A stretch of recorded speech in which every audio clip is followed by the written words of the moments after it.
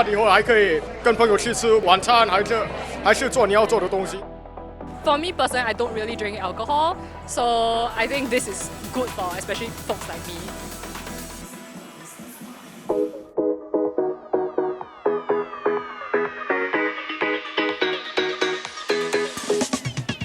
咖啡代替酒精，白天代替黑夜，这是一场 sober party 清醒派对。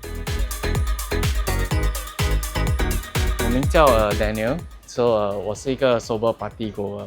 我第一次去其实是在 New Baru， 我是路过啦，就看到为什么这个时候有这么嘈杂的音乐，你知道吗？就是那种 clubbing 的音乐，我就好奇了，就走进去这样子。我第一个其实想就是去找酒精啦，找不到，反而看到一些 barista 在那边做咖啡，我就觉得很 interesting， 就喝了2杯 espresso， 就觉得说actually 那个 feel 还有那个 vibes 也在。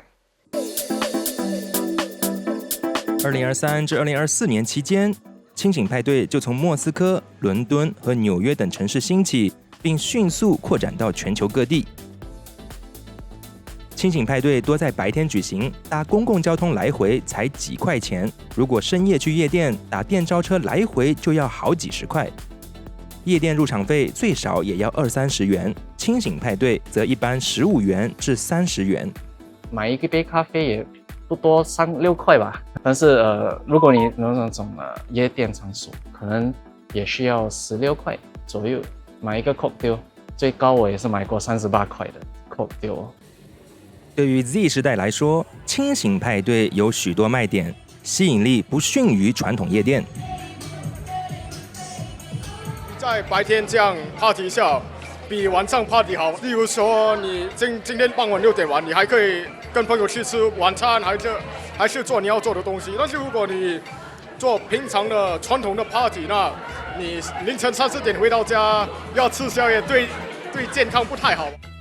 Sometimes it can be quite scary for a girl to go out late at night. And also people drink, they tend to get rowdy and they may cause a scene.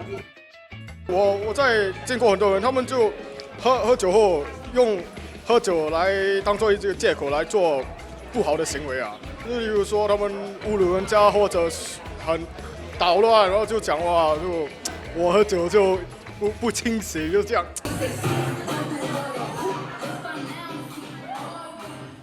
Beans and Beats 是一个推动清醒派对的团体组织，由3位年轻创始人于2024年创立，专注于将精品咖啡与音乐相结合，打造完全无酒精的社交活动。So Beans and Beats was initially founded to actually give the founders a space for themselves to DJ. So the reason why we do not want to sell alcohol is because we have created a brand with a particular niche and we want to keep it that way. And to be candid, before I was familiar with Beans and Beats, I was also very confused. How could you throw parties where it's completely bright?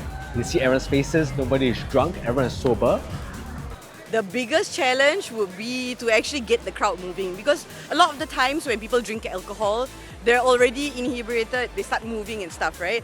But for sober party, they're a bit shy, so they need to warm up a little bit. But then, when you actually play some music and then you get a sober crowd to party, that's when you feel some sort of satisfaction for yourself. Beans and Beats 没有自己的固定场地，每次的清醒派对都会找商场、咖啡厅、餐馆等不同的场地合作，平均每个月会主办1到2个清醒派对。除了收取门票和售卖咖啡， Beans and Beats 有时也会与品牌或商家合作。Our audience members aren't all Gen Zs, even though they do make up a big chunk of our audience. There are a lot of millennials like myself who have young families, who have responsibilities, that do want to party.